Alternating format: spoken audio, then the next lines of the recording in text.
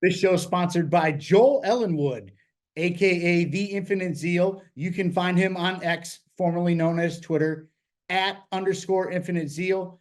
He is probably the nicest dude you'll ever see on social media. He loathes the state just like the rest of us, but he has a proper way of doing it and bringing us some good laughs. We're going to meme our way through this, but please give him a follow on X @_Infinite Zeal. Thanks for the sponsor, Joel. Let's get to the show. Welcome to the BudsnReality Show. I'm Sean Collins, the guy with a lot to say.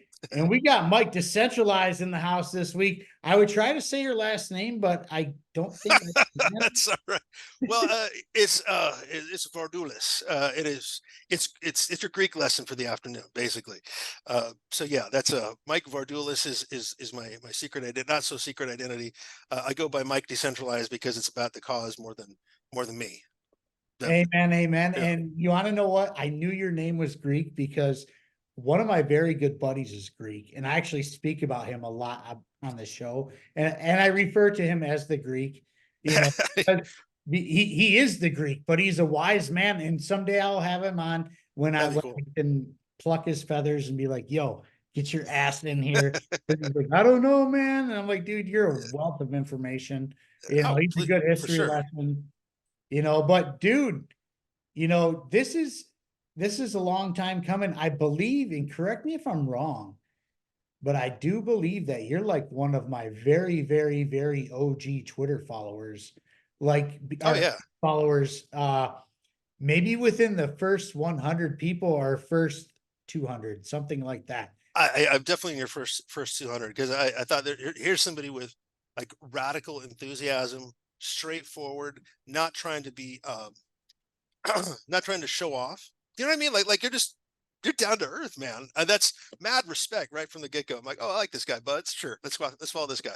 That was an easy choice. That's awesome. I know I dig that, and I appreciate that. But it's like, I wish there was a button like, how Facebook would be like, you've been friends with this person for this long. Right?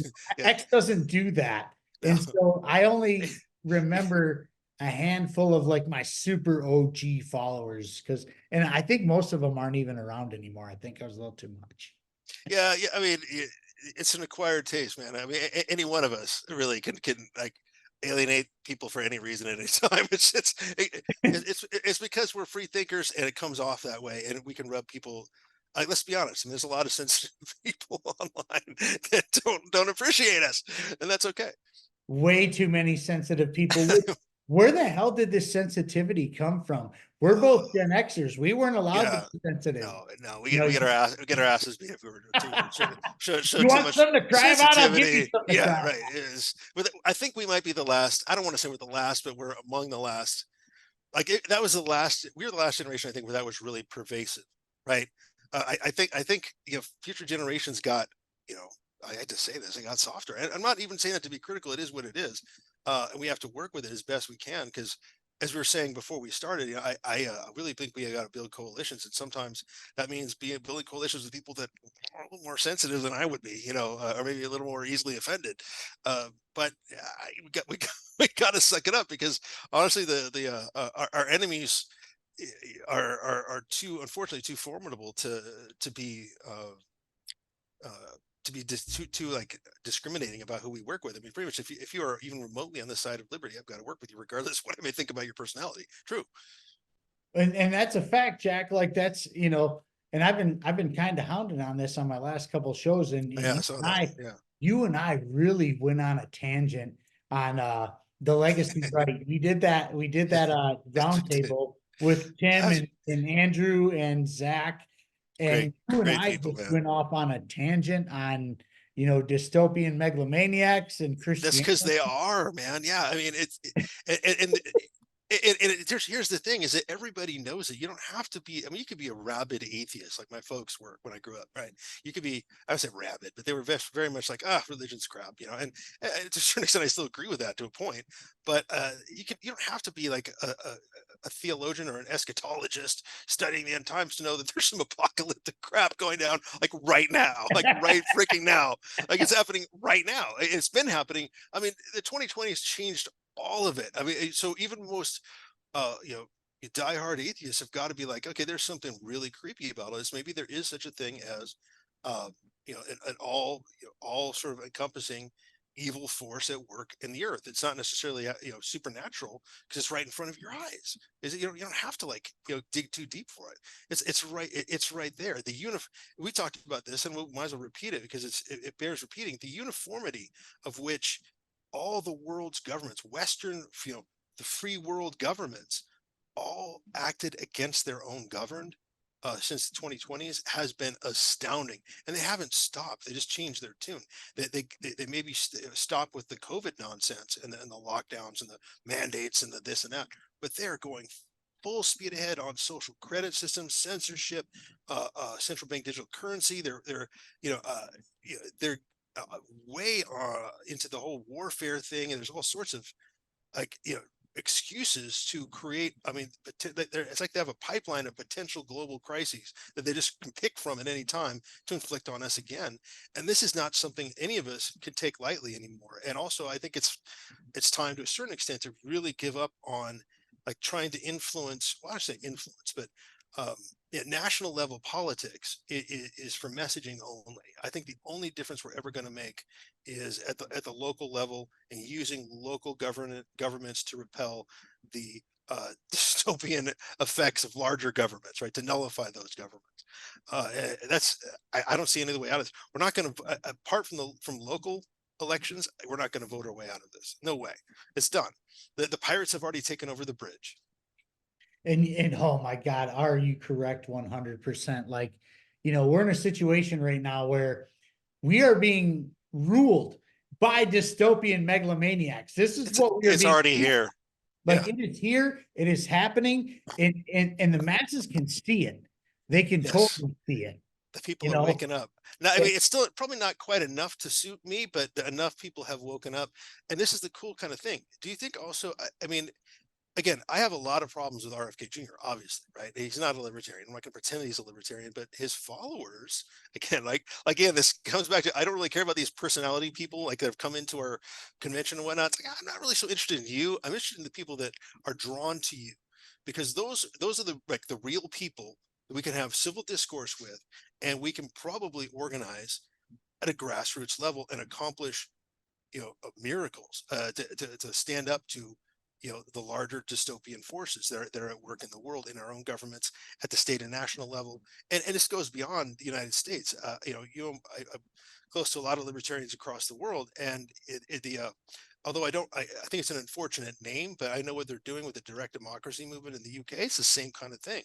They are trying to use local governments and to repel and nullify unjust governance. It's a brilliant strategy, and they're really trying to decentralize the way they are governed in the UK, and I think they can pull it off because it transcends. I mean, their political parties, and they have more of them than we have in the United States, are even more uniform. There really is no discernible difference between their political parties, and they have more of them.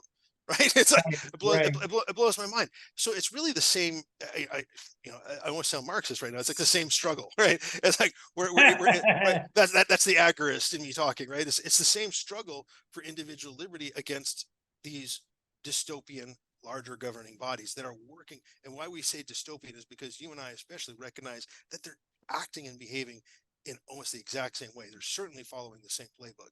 There's no way, there's very little difference between the policy coming out of Westminster or Washington D.C. or Ottawa, or what I mean.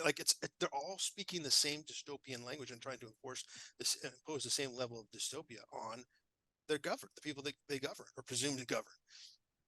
Well, and that's the thing, and when people hear dystopia, they think about these novels, these graphic novels like 1984 George Orwell, or Pig Farm George Orwell, or Fahrenheit 451. I can't remember. Brave New World. Actually, Brave New World and stuff like that. We're like the savages, right? From Brave New World. Yeah, and another great one, by the way, I recommend people if they get to it, is called That Hideous Strength by C.S. Lewis. It's the third it's a third in a trilogy, and it depicts a sort of a parallel Earth that the main character stumbles into, where there's some but C.S. Lewis, he doesn't pull punches. He's it's a straight up demonic control of the world. It's like hell's taken over, literally hell, actual hell. you know, it's a brilliant book though, no question. You know, but the craziest part about all those books we just mentioned and authors and such is like those were fictional novels when they were written. Those books were Fiction. fiction. Those Right. books were fiction, quote Fictional. unquote, you know. But here we are, and it's like, wow, was this a fucking playbook the whole time? You know, I remember in 2020 during the bullshit, and you Yeah. know, my wife had never watched 1984. She read the book, didn't remember it. And it happened to be on like Netflix or something. I'm like, we're Yeah. watching this shit, you know, in the height of the lockdowns.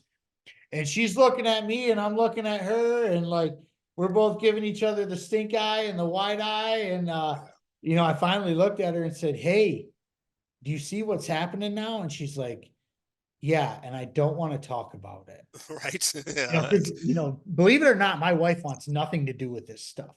I don't, well, Hate yeah, politics. You know, she edits my show, and that's plenty for her. that's right. As much as she ever needs to get. Yeah. Yeah, she knows the drill, you know, and she doesn't vote for the dystopian. She doesn't, you know, Good for her. but she doesn't want to talk about it 24/7, which is a blessing, really. Right. Honestly, like Yeah. Yeah. this is not something for everyone.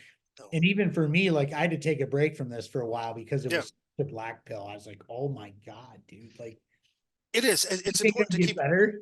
Yeah, that's the thing. I mean, if I think honestly, and this is not to sound preachy either, but I think our faith helps in that regard, because it's like, okay, I already know, like, you know, hell gets defeated, right? It's done. I mean, Right. the victory is already assured. We just got to carry it out. We just got to carry out the struggle and know that it's going to be gnarly, because in the world we know we're going to have tribulation, but we also know who overcame the world. So it's kind of cool at the same time, but it doesn't change the fact that the struggle is real, and that these forces at work are real. There's a clip from Tony Blair at the World Economic Forum, and again, this I have on purpose now. I have much more of a global perspective of this, and I'm thinking this guy's going to take over for Klaus Schwab, man. This is the clown that they have. I mean, this is what's going to happen, because he is so freaking evil. Like it's like it's like he's the only one I can think of that can one up the evil factor. Like Klaus Schwab was an almost comical Bond villain kind of guy, and Right. now we're gonna right. But Tony Blair is like a little more sinister than that. Like, okay, he's also Bond villain style, but holy crap, though, this guy's like, he really like, you look at like his eyes and you just go, what the heck is this guy? There's what's going on in there. He's not he's not alone in there. He's legion for he's many, right? I mean, what's this guy all about? I mean, he's and just talking about essentially doing exactly what the communist China has been doing, and they're just already existing, well established for decades dystopia. You know, they want nothing more than to duplicate that for the whole world. It's and people are just like, oh, okay, you know, this should be like, what are you saying? Like, how are these people getting away with this? But yeah, I'm just blown away by how obvious and overt it is now. You can't hide from it. It's just right out there in the open. Anybody with any objectivity is drawing direct lines between, as you said, 1984. Another one I love, V for Vendetta. You know, Ah, I'm yeah. thinking like we're so close to having like that kind of thing happening, and it's just no one's connecting enough. I mean, not saying no one, but not enough people are really connecting the dots. I think we were afraid to, but I think enough people at the same time are, that we have a shot at doing some, you know, resistance at the local level, right? And kind of giving them a hard time uh, with our local townships and our local bodies of governance repelling and nullifying the larger bodies of governance. I think there's a play there. There's a good strategy there. Well, yeah, but you brought up something. You brought up Klaus Schwab and you brought up the Yeah, WEF, the World Economic Forum, which is actually a perfect timing because Klaus Schwab actually got sick recently. He got right, pretty sick, and now all of a sudden he's retiring. right. Now, if you want to talk about dystopians, the Yeah, World Economic Forum we're is not even about shy about it. dystopian Yeah, as they get. Like, dude, overtly. oh my God, they not only, dude, Klaus Schwab had been talking about penetrating the cabinets of governments, Oh yeah, which they have done bragging about it. wholeheartedly Yeah, everywhere. It's not just here in the United States. no, They've done yeah, it everywhere. everywhere. What's Jacinda Ardern, New Zealand? Yeah, she's one of their darlings, right? You know, now teaching at Columbia or someplace, for Harvard. Give me a break. Right. Uh, in governor of my state, my friend. He's a WEF darling. Oh, he's a You know? big web puppet. Yeah. Yeah, I know. He's right up there, Gretchen Whitmer. their ranks. Yeah, Gretchen. your governor too, right? Yeah. Exactly. I mean, these are all part of it. It's they're not shy about it. Like that's just, I just don't. I just it's happening in plain sight. How can you, I mean, I guess you can have a conspiracy in plain sight too, but that's because that's what we're talking about. Like I'm one of those guys that would have loved to have believed in like some of the libertarians back in the 90s when I first were like, oh, government is too inefficient to be responsible for too much conspiracy. I almost believed that at the time, and I certainly would like to believe that, but now, no way. Now it's like, again, they're following the same playbook in almost every Western country, and they have their people in almost every Western country. And even then, I don't think they're the real bad guys. I think even they are a front for something even more sinister. But I no longer do I have the luxury of thinking, big governments can't pull off conspiracies because they're too inefficient. That's just, yeah. That was a sentiment at one time, and I almost wanted to believe that, but nowadays, no way. Unfortunately, they're literally manipulating world events, wars, everything, and we really do have every reason to question what's happening and to question every narrative that's being fed to us. Well, they're doing that like to a T, to be quite honest with you. And even with the World Economic Forum, like, Klaus Schwab was just the face of that. Exactly. He is not the World Economic Forum. You know who is the World Economic Forum, though? BlackRock. Yes. That's who the Economic Forum is. The CEO of BlackRock, I can't think of his name off the top of my head. I know I do that all the time, but he is the whole brains behind the WEF. And central banking is the whole brains behind the dystopia that is happening, period. This is where the wars come from. This is where the invasion of privacy comes from. This is where the invasion of your pocketbook comes from. Think about it. Yep. There's only a few banks in the entire world that control the rest of the banks in the entire world. That's right. And BlackRock, Vanguard, the Federal Reserve, the IMF, World Bank, they're the ones who are running the show. True. And it's all pervasive. And the beauty of it is, the larger they are, I will say this is the hope that I have, and I've kind of updated my belief that governments can't pull off conspiracies. Well, no, they can, and they have. And they've been party to even larger bodies that have done successfully implemented conspiratorial things like we're describing. Certainly, central banks facilitated all of it in a way, right? Just by printing money from thin air. But as they go large, we go small, and that we become that much harder. That like you can't. It's like they can get too big, and I think that will be their downfall. It's almost. I mean, I get David and Goliath vibes, right? I mean, off of this whole potential future that we have for liberty. It's like I think the giants will fall if we do what David did and listen to God. But either way, well, I mean, bottom line is that we have that opportunity, I think, to be the small that is too small for them to control, that ultimately causes them to fall, causes them to stumble. And it's almost like what like Princess Leia, the more the more you tighten your grip, Lord Vader, the more star systems will slip through your fingers, right? I think there's a strategy there, man. There's a play there. Well, I was looking up the day that the Republic died. And that was the day that John F. Kennedy was November 23rd. You want to talk about some dystopian shit, which was just what I was looking up. Sorry, I was not paying attention to you. No, I get you. Get it on my phone real quick. Dude, November 23rd, 1963 was the day the Republic died. You want to talk about some dystopian shit? The president of the United States was murdered by his own government. The CIA did that. That's right. The CIA murdered JFK. It doesn't get more dystopian than that, right? Yeah. But if you want to take it further into the dystopia, right? It's probably always has been. You could take it back all the way to 1776. There's probably some dystopian shit. But in my heart, I kind of believe Alexander Hamilton was shady as hell. Right. He was shady as hell. I'm glad Aaron Burr shot him. I'm going to go ahead and say that publicly. But here's the catch, dude. Like, okay, so you want to go into like super dystopia, I believe in my heart, probably it started somewhere before this, but this is where it really happened. And this was the birth of the Federal Reserve. Yeah. 1913, it was the ultimate power grab. It was the ultimate enslavement of the people. It was complete control. Like, you literally have one bank that controls the monetary system. It controls inflation, it controls interest rates, it controls the housing market. You have one bank doing that in one country. That's like It's it. that is where the dystopia really came to like birth. It came out of the womb. It might have started a little before that, but that's Yeah, where like the woman gave birth. that's it. No, it was sort of the, yeah, we had a baby shower for it at least. It had been incubating, to use your analogy a little bit. It had been incubating long even before then, but for sure then it's public, it's policy.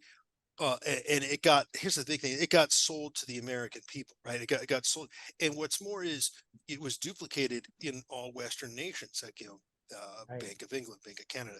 The idea of centralized banking took off and was applied everywhere. So once the American people were sold, the British people were sold, the Canadian people were sold. They imposed it on every Western nation that they could, and every Eastern nation all across the world. It became the way to conduct your economy in every country. And yeah, that was kind of the end. Now everybody can go full fiat at any given time. There are still risks in that, even in counterfeiting, there's some strategy that you have to follow, right? Like you can't go too crazy. You end up, like the Weimar Republic, and then there's all sorts of other problems. But or Zimbabwe or whatever. You can, Right. if you don't, you still have to counterfeit with strategy, right? It's there's still a science you have to employ to keep it relatively, to keep the deck of cards from falling. But it's all a deck of cards. It's all based on thin air. It's all based on nothing. And that, in it, like as you said, in itself, it's not only is it dystopian, but it fuels all of the other dystopian evils that we could describe, like every single one.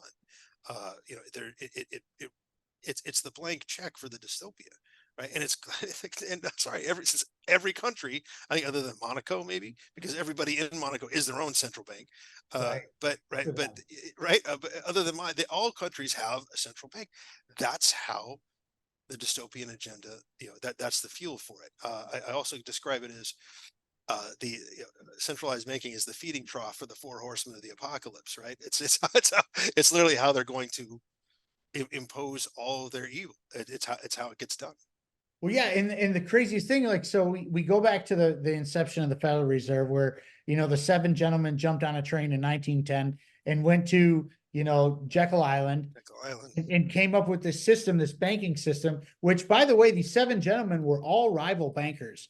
Right. But they were like, "Hey, maybe we can join forces and weed out all the other rival bankers." And then, oh my God, guess what happens? The Titanic.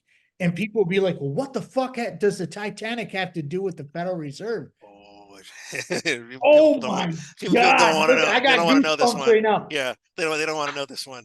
All the rival bankers were on the Titanic. They were the only ones who The could ones that afford weren't going along tickets with it. at the Yeah. times. Like, they literally killed their competition in a sinking boat. They knew exactly what they're doing With now. thousands of other people, because of course they don't Thousands care. of other people, but like they literally took out their competition on this boat. Like, this is crazy. This isn't new information. Now, I No. did watch some crazy reel on Instagram a couple weeks ago, and you can only take these reels with a grain of salt, right? Right. It is what it is. But like, Right. somebody tried to say in this reel, and I haven't had the chance to look it up. I've been so damn busy, but somebody said, mind you, this is just a reel. Don't take me seriously. Right. Could Yeah. be real, it could be Grain of not. salt. Yeah. But they were saying that the actual Titanic was swapped out with another boat. Right. That people, I've heard that theory before. I can't rule anything out at this point, right? Because this one's like, Right. you know what, you know what? Hey, it's entirely possible. But Yeah. I do know that as you said, the powerful bankers that did not want to collaborate on a central bank happened to die on the Titanic. I mean, you can't make that up. That's too, I mean, sorry, it's just too much coincidence. And I'll go so far as to say that while I do think, my personal opinion anyway, you know, the First and Second World Wars were relatively justified to be involved with, in my opinion. I do think they were still orchestrated, right? And That's why the Fed was yeah, brought it to fruition in the first place. It to create world financed the wars. war. Yeah, It was to literally to finance the create first world World wars. War.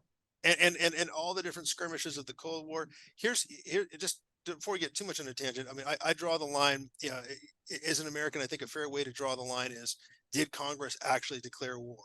You know, was there reasonable representative government, which by the way we don't have anymore, but in those days I think we more or less did. You know, did they actually declare war? Okay, then there's a reason to mobilize the military. Everything after that, no declaration of war, never should have happened.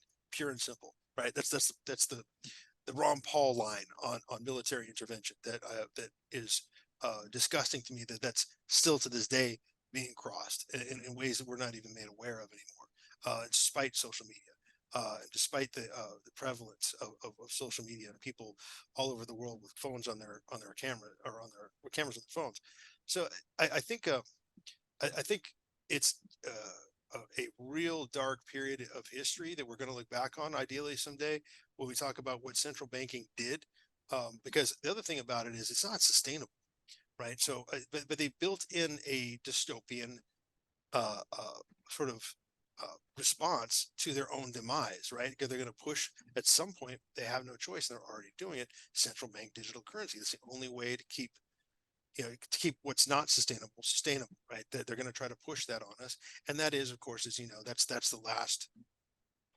That's it. It's done. The I game mean, is that's over. their ultimate goal. That's The ultimate goal all along. So it's almost like the unsustainability of centralized banking was part of the plan for further expanding a dystopian control over the world. It's like, okay, we know it's going to fail. We want it to fail. We're going to now come up with a solution to the problem that we created, which is government in a nutshell, right? It's like right. let's create problems and then insist that we're the only ones that could solve the problems that we created. Centralized banking is even more so that, and that's where we're going. That's where we're headed. We're headed straight towards that level of dystopian control over the population, and that's again where on the local level we work locally. There's ways to nullify even that. There's obviously, as we know, there's multiple ways to counteract the even the need for any kind of centralized banking, digital or otherwise.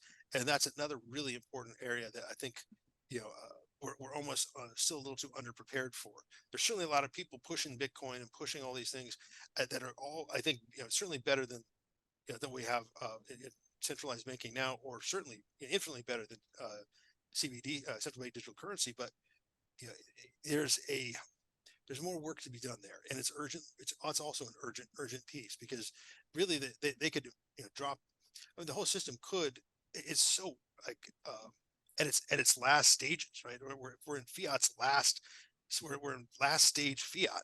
It really could happen at any time, and so they really could have that excuse to try to impose central bank digital currency at any time. And I don't really feel like we're fully prepared enough. But we're looking into different people, what they're doing.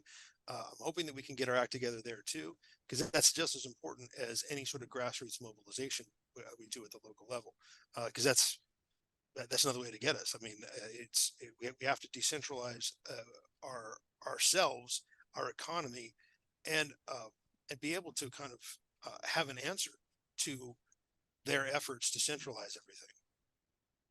But how, the question is how do we decentralize ourselves when what they've been doing goes all the way back for decades and decades, over 100 years, with the inception of the Federal Reserve. So, we talked about the birth of the Federal Reserve, World War One. After World War One comes the Great Depression. Surprise, surprise. They had printed a bunch of money to finance a war that they couldn't afford. Right. And when you create money out of thin air, it creates, an inflation that becomes unmanageable. And, certain places can't afford to stay open when they can't afford to buy things in order to keep their businesses open. Now, the Great Depression happened, the Prohibition happened. Then all of a sudden that son of a bitch FDR comes through, right? Oh man. Yeah. and then, the Bretton Woods agreement and stuff like that. And they literally confiscated everyone's gold. Gold. They took it. They're like, hey, turn in your gold and we're going to give you this voucher and everything's going to be fucking hunky dory, dude, which it was not, by the way. It was a complete disaster. But no, so we go into this, right? And then straight from that, all of a sudden there's World War II. Yep. So like, you follow the money, right? So we're going to go on a history lesson while Yeah. about Well. dystopians. Yeah. Well, because it all plays a factor into what's happening today. So FDR comes through, they confiscate the gold, they tell everybody to turn it in, they're going to get these vouchers, they're going to, everything will come back to them tenfold, everything's going to be fine. It was not. We come into World War II, and enough said, some will be like, well, we got attacked and blah, blah, blah, blah, blah. Well, did we get attacked? Because a lot of paperwork states that we actually knew this was coming. Like this, we knew. There was intelligence that said, hey, Japan's going to come attack us. They didn't know which day or whatever, but did they set anything up for like a combat? No, they didn't. They just let it happen. Surprise, surprise, right? Yeah. Where have we heard that before? So this happens. Boom, they go into World War II because obviously we got attacked, so we got to go blow shit up at this point. Right. Boom, boom, boom, kabang, bomb, whatever, very much pun intended there. Yeah. But, World War II gets over. All of a sudden there's this fake boom because they had printed all this money in the 50s. For World War II, right? Yeah. Yeah, they printed all this money for World War II, which created a fake boom. Boom bust cycles is a thing. Like, I don't know what to tell you guys. Especially it is. The Federal Reserve. The Federal Reserve creates the boom. They create the bust, which, if you think about that out loud and you keep saying it out loud, it sounds ridiculous that one bank has control to do that. But anyhow, but they do. World War II comes. That's that. We have this great time, the 50s, the 60s. But in the meantime, because the 50s and 60s were pretty good economically for the most part. More or less. I mean, the 60s had other tumultuous things going on. Ridiculous military interventions that we shouldn't have in the United States. Oh, you mean Vietnam? Right. Ridiculous. And that was just one of the countries, right? That was the one we knew about at the time. But ridiculous military interventions, and then a lot of really archaic, like, okay, let's go ahead and talk about this. We might as well. We're talking about everything else. Yeah. All right. So one of the things that they used to have it on the platform that racism is repugnant and all that, whatever, right? Now, which it is, right? I mean, I think it should probably be mentioned somewhere else than on the party platform, but I don't have a problem with that statement.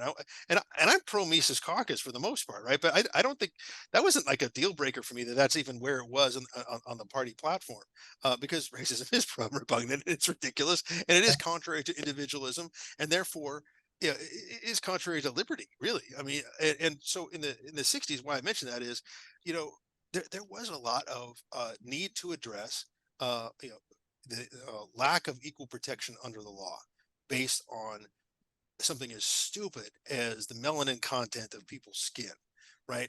I mean, so that was a huge thing that was happening in the 60s. There's relative economic strength, relatively speaking. There was a few ups and downs, right? But there was nothing anywhere near the devastation of the Great Depression yet.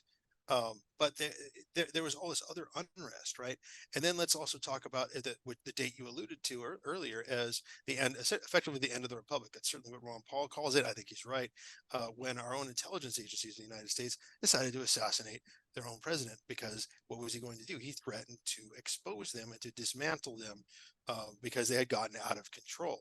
Now that's what makes the 60s. I mean, first of all, probably the best music came out of the 60s and 70s. So, absolutely. Right. But at the same time, massive socio-political upheaval.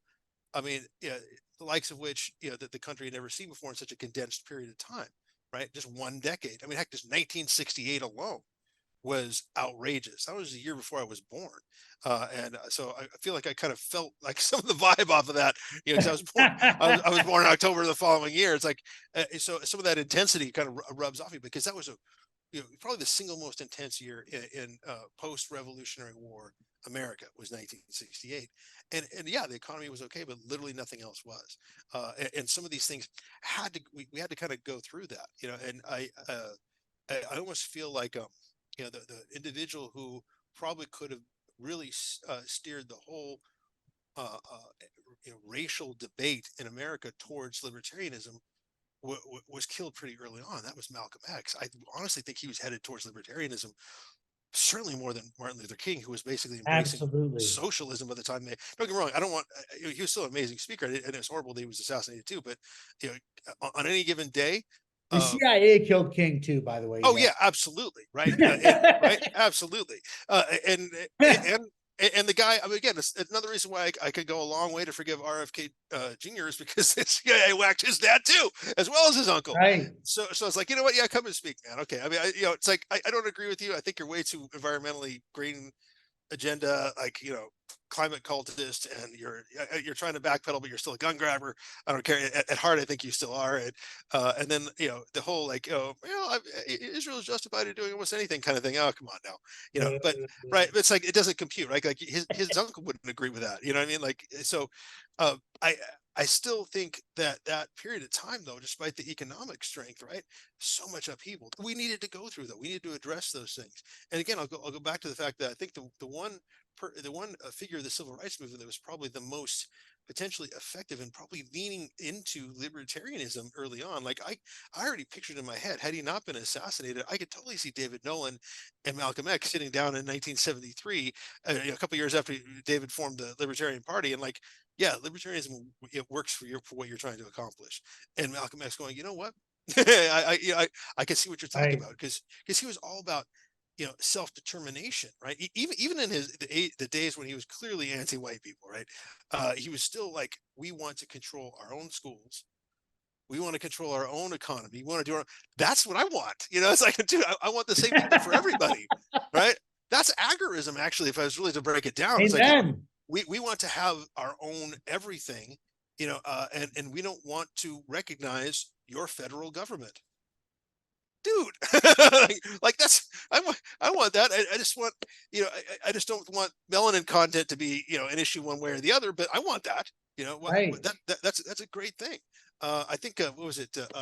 Jeff Charles, I think, he actually had the thing like, who do you prefer, Malcolm X or Martin Luther King? I'm like, Malcolm X, hands down. Like that's not even that's not even. And I laugh. I mean, I think Martin Luther King's an important figure. Don't get me wrong. He sure is a great speaker, but. No way. Yeah, it's like, that's easy. Malcolm was headed the absolute right direction, and that's probably why they whacked him too. Malcolm X actually said he'd slap Martin Luther King if he ever met him. I don't remember that, but I saw that. I read that, and I was like, I remember that too. I was like, okay, but like you go to the thing where like you go back to Kennedy, and they killed Kennedy straight up because not only was he speaking out against the Cuban Missile Crisis, he spoke out against Vietnam. But the one thing he did speak out, this was another thing, was he was about to put the CIA on blast about Operation Mockingbird. Right. Yes. And they so, cannot have that. First off, you cannot speak out against the war machine. You can't. Look at what they're doing to Trump. This is exactly what they're doing after Trump. I know, and I can't stand it, but still. Iraq. Yeah. Oh yeah. And that's really true. And they that's a whole other thing. But the thing about Kennedy is that he was, like, I almost think he didn't realize it. This is the one thing. Maybe there is a parallel between Trump and Kennedy, because I don't think they realized just how deep it goes. like, and they're kind of arrogant, right? I think Kennedy was pretty arrogant, right? All due respect to RFK's uncle, but RFK Jr.'s uncle, but I think he was pretty arrogant to think like he could just say that and like. Have them not respond. Like, do you really think because you're president, you're untouchable? Because obviously now we know you're not. Right? But I think that was I mean, I again, and this is also kind of funny because if I was around in the early '60s, I don't think I would have voted for Kennedy. Honestly, you know what I mean? Like, I probably wouldn't have voted at all because there was no real libertarian voice. But I wouldn't necessarily think he was like he had some policies I wouldn't have agreed with, right? But oh my God, towards the end there. Hero, like absolute freaking hero, right? He paid for it with his life too. But also, I think this is the thing. I think it's arrogant to think that they weren't going to do that, right? It just is too trusting of the existing institutions. I think that's boy, I mean, it's a tumultuous time. Like there, the veneer was gone though from that point forward. Everything else has proven to be just as you've heard me describe it before, mutual controlled opposition between the two major parties. Like there is no real dissenting voice, because we saw what happened when you dissent too much, right? So there's no real, like there isn't. I mean, and the few that are genuine dissenting voices, like you'll notice like people like Thomas Massey. It's like, yeah, I'm not running for president. Like, no, Right. I'm not going to run for president. I'm not going to get involved. Like there's a few dissenting voices, and they're marginalized. I'm glad that they're there, but it's almost like they know that they'll never actually like when Thomas Massey introduced the End the Fed bill, which of course is a freaking wonderful, right? Absolutely. Even though it will never in this phase in our history, it's not going to go anywhere, but it's almost like it doesn't matter. It's like it's still you're talking about speaking truth to power. At least it's now part of the discussion. You're entering into people's minds. People have to acknowledge that this was, regardless of how it may fall completely flat, it is now part of the public discourse. It has to be like people are now we have to talk about it, and we should keep talking about it. It may never go anywhere, but as long as we keep talking about it, maybe some other way we could nullify the Fed. Maybe, I mean, we just make it irrelevant. That's another. That's kind of what I was alluding to earlier. But these people who are the true dissenters, they're not ever going to have the real levers of power. And I don't think they even want the levers of power. It's like putting on the one ring, like Frodo or something, right? Right. Right. It's like I don't want to have that kind of power, right? And that's why they have integrity and but they're so precious. At the national level, there's so few, right? There's so precious few. There's like two people in the national level who are really like, okay, this isn't what we're about and this isn't working. And one of them, I can't even jump on their tail, their coattails. Like Thomas Massey, I can get down with some Thomas Massey. Yeah. Paul says the right things. Yeah. Man, he did some real cringe shit that I just can't get past.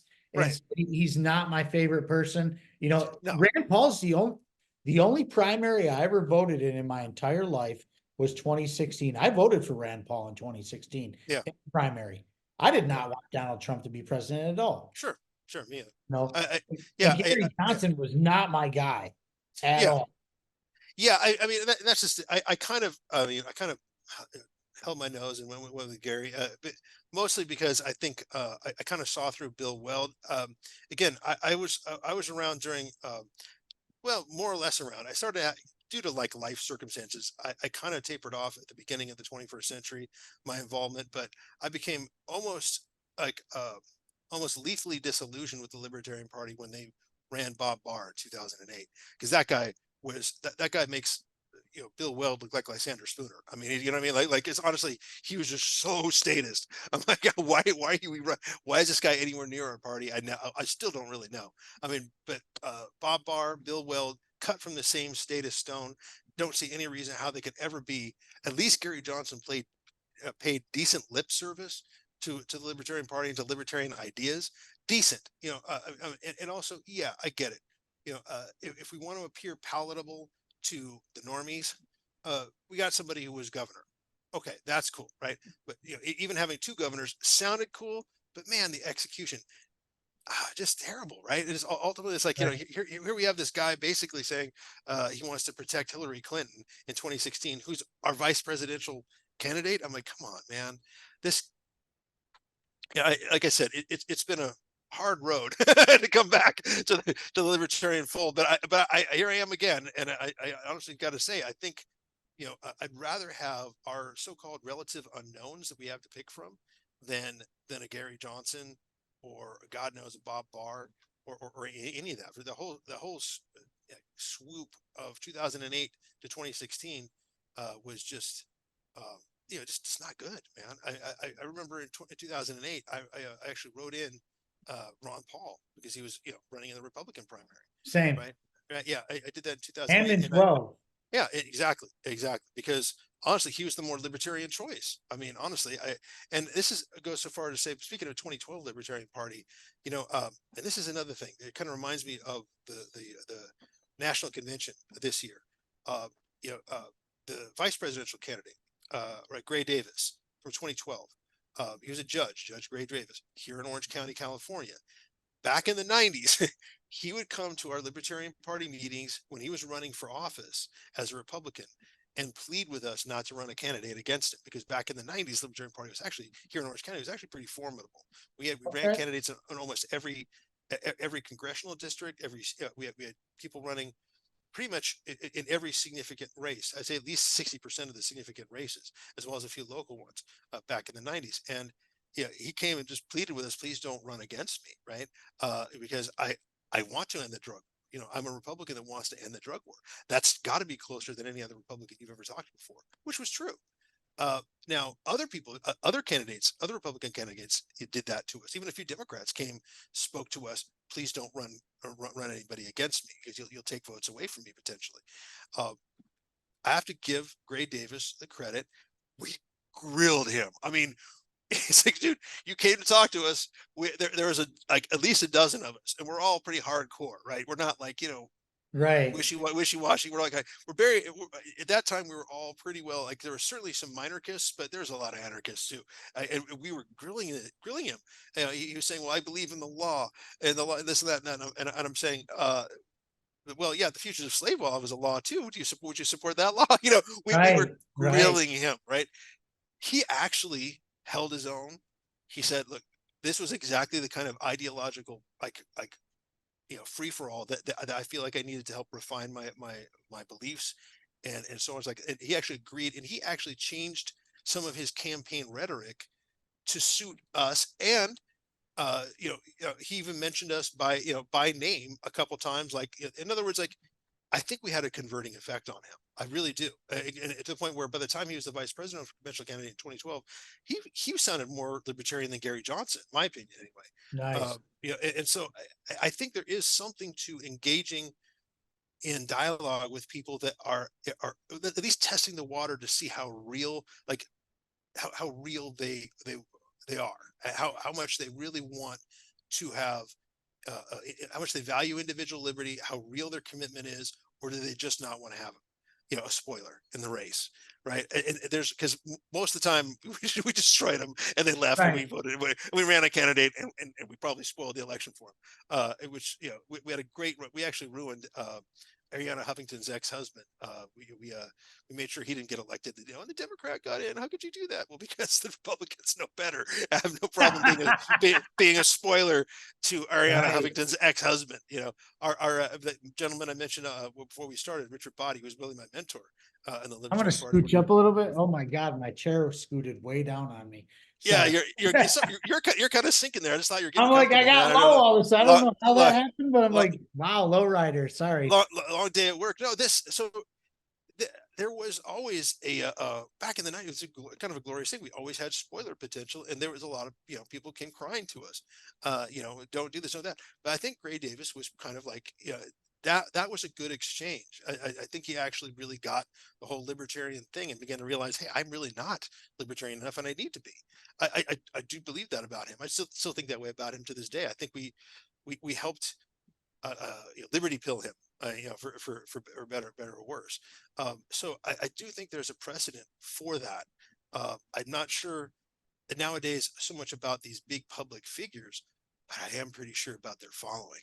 Right, I think there's a potential, as we said before we got started. As I was saying, I think there's a real potential for the GOP to kind of eat itself, like to implode, almost the way the Whigs did in the 1850s, when the GOP, which was the third party, took their number 2 spot. So I think if we do it right, the Libertarian Party's got, in spite of the fact that they're the most dysfunctional mess of a political party that's ever been, I think we got potential. Like we could actually really shake things up if we just position ourselves, in the right way, especially for the people who are going to. I can't help but think that there are going to be a significant amount of Trump cultists who will get disillusioned when they realize this guy doesn't. I mean, there's a massive disconnect. He's still pushing vaccines. He's still doing all this stuff. He's sucking up to his biggest enemies. That it's like it's not making any sense. So I'm almost thinking like we should like at least get to know the followers, the grassroots people behind, the Trumpers, and and that's essentially what we had to do in Huntington Beach anyway, right? We're working with people who were Trump people, but at the local level, it doesn't really, vote for whoever you want for the national politics, but we're trying to achieve some liberty here locally. I think we can make those kind of inroads. I think we should. I think, like I said, there's a potential there that the GOP just wipes it. I mean, there's a huge disconnect even within the GOP and even among, I think, Trump supporters and Donald Trump. Right? There's just dissonance there. Like the cognitive dissonance can only go for so long. And I hate to be too optimistic, but I think that's an opportunity for the Libertarian Party. I hope we play it right. I really do, because otherwise it's a heck of a lost opportunity. This show's been brought to you by Anarchy Wear. They are a great organization who sells clothing, banners like what's behind me, hats, all kinds of stuff. And they're absolutely amazing. Not only do they put out awesome content, they also make awesome things like this. And if you're a Spooner fan, you have this. Let me stand up. I didn't sign shit. Lysander Spooner. If you're a Spooner fan, you'll totally understand. If you're not a Spooner fan, get in my DMs and I'll let you know, because he's one of the greatest to ever do it. This flag behind me, enemy of the state. Man, that's Murray Rothbard, the greatest to ever do it. I'm a Rothbardian. He is my favorite economist. He is my favorite anarchist, libertarian, whatever you want to call him. Fantastic material that he's put out. I highly recommend you read his books, but Anarchy Wear has everything from bold to cute and modest. You know what I mean? So like, check them out at Anarchy Wear on X, aka Twitter.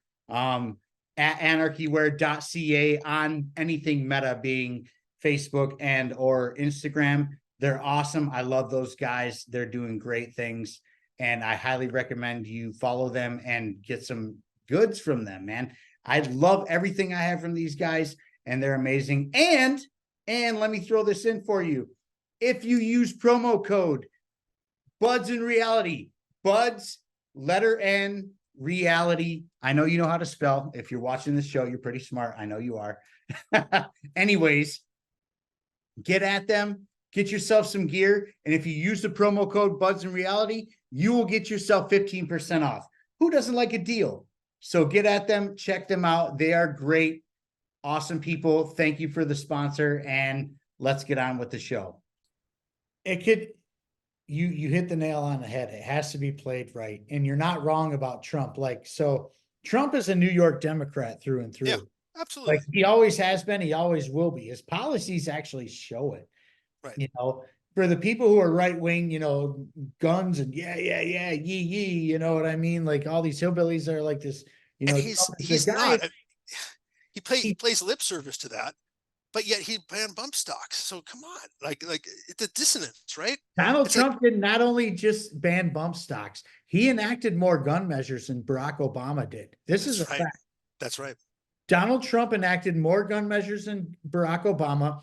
The guy literally said, take the guns first, then due process. Due process later. Yeah. You don't hear Joe Biden saying shit like that. And I'm not a fucking Democrat, not even a little bit. No. I see. Let's be honest. It's hard to tell what Joe Biden says at all. Anyway, like, it's all doped up nonsense. America. I mean, he's the personification of the angry old man from Simpsons, right? But I think the fact is that disconnect, that dissonance, right? It has to land somewhere. It's just like fiat banking. It's not sustainable, right? Like, you can't keep that up. And after 2024, it won't matter anyway. Like, where do all those people go, right? Like, I almost think, like, and I was skeptical. I'll be honest. I was skeptical a little bit of. I certainly didn't like the way the Libertarian Party was going from 2008 all the way to 2016. I was a little skeptical of the Mises Caucus because, I'm not so sure about Hoppy, whatever his name is. Like, I'm not so sure about that all the way. But I will say, in terms of positioning, like, yourself to absorb another, like, influx of people who are going to be homeless politically like never before, it's maybe not such a bad plan. Now I'm like, I kind of see some wisdom here. Like, I kind of get that. And I also think we can educate as as we absorb too. I don't see that as necessarily a bad thing that we are kind of right-wing friendlier now. I used to think that was a bad plan. Back in the 90s, I would never gone along with that. But nowadays, with how much that particular demographic has been manipulated by people with ill intent, uh, I think we're going to look pretty good if we do it right. But that's the thing, it has to be done right. And the Libertarian Party is notorious for self-sabotage, notorious for it, which they're doing in a sense right now. And it's very disheartening because like this could have been our time to shine. You know what I'm saying? But me knowing what I know and following what I follow, RFK is going to take the most votes out of any third party by far. It's not even going to be close, to be quite honest with you. And that's sad. RFK will probably take roughly 10% of the votes. Libertarians will probably take 1 to 2% again. And it's because of self-sabotage. Like, Okay. this is one of those things where like the caucus wars have totally taken over with the Project Liberal bullshit and the Mises Caucus bullshit. Like, dude, I have friends in both caucuses. And actually most of my people in the libertarian movement are Mises Caucus. They're the ones who invited me to things. They're the ones who, said, yo, man, let's give you a shot or whatever. I love the Mises Caucus for that very much. Where they dropped the ball on some, That's the strength. Yeah. where they dropped the ball on some things is where they've put their money. And that's where I have a big problem with the Mises Caucus, is where the money has gone, because it's not a big secret. The Libertarian Party as a whole is in the hole financially. It's not in a good place, and we all know the name of the game when it comes to this shit is money. You got to have money, and you're not going to, run candidates with no money. You're not going to be taken seriously with no money. Right. Okay. And this isn't totally on the Mises Caucus. Okay. I don't want to totally put this on them, but like they're the ones in charge right now. And so we kind of got to say, hey, what are you guys doing right now? Do I love their local, like you talk about decentralization, nullification? That's their thing, right? Getting a local level. That is yeah. this caucus thing. And I love that. That's their biggest strength. That's the whole thing. It's they call it Operation Decentralized Revolution, right? Yes. That's brilliant. I mean, I was thinking like I should know more about this, right? Like, because I was thinking a way to sell that externally outside the Libertarian Party is to I came up with the name Township Liberation, right? Which sounds okay. Even fancier, but it's meant to kind of appeal to people that are, again, like possible allies, and that's the strength. That's what I think the Mises the messaging thing was kind of necessary too, but particularly their emphasis on grassroots activism is what sold me on those guys, right? That's what sold me, because it's all about local activism, decentralized action, and building coalitions at the local level. So if we're going to get anywhere with any of these people, as far as the vote totals go, I don't even care about the national level, really, to be honest with you. I want to get here's the thing. This is where I think we could do it right, is the RFK Jr. people, the Vivek Ramaswamy people, who I know you have a problem with him, and I understand why, and certainly the Trump people who are super loyal and in a very misguided way. Those grassroots forces, they need to land somewhere, particularly after 2024, but even leading up to it, like it's like I'm not really interested, and I'm even going to reach out to Mises Caucus or whoever and say, look, I want to be, help lead the but whoever you make contact with over the course of this convention. This is the only real strong positive takeaway I can see happening is let's work with their grassroots people. Let's build those coalitions at local levels. I don't care about the figureheads, right? There's as far as I'm concerned, it's all theater anyway at the national level, right? It's all theater, and maybe we can get our messaging out more so now if there really are more eyes on us and we do that right. But regardless, we're never going to do more than messaging. I think, as I've said before, I don't remember if we did this on or offline, but the pirates have already taken the bridge in 1963, really, right? In November, right? The pirates have already took the bridge. We need to just be who we are at the local level and use local governments to repel and nullify the larger governments. I think we can do that with the grassroots people from these other camps that are kind of invading our convention right now. Right. I mean, I look at what they're swear, doing in New Hampshire. Look at what they're doing in New yes, Hampshire right now. So like, we may all be ending up there, honestly, all like across the world. seriously. So New Hampshire, they have a Republican governor. They do have Democrats in their legislature and stuff like that. Everyone's on board for the most part for Right. the Free State Project. Like, but we're talking blue dog Democrats, old school Democrats, Yes. city Democrats. RFK Jr. Democrats, right? We're not Those are talking. the ones I can get along with. Honestly, they're the ones that were legitimately anti-censorship, legitimately anti-surveillance state, and legitimately anti-war. Those are my kind of leftists, right? Right. Where they completely vanished from the mainstream left today, but they're still out there, or else RFK Jr. wouldn't have a following at all. Right. I mean, right. So I miss the old school left. Like those guys were still around in the 90s. I worked with them in the 90s, right? Right. They're still out there, and they're disgusted, like the Woody Harrelsons and the people like that. Like they're like, I don't, Well, I Woody's never. an anarchist. I know. Woody's an outspoken anarchist. He is. Yeah, he's a kind of what I call left anarchist, but he's still an anarchist, right?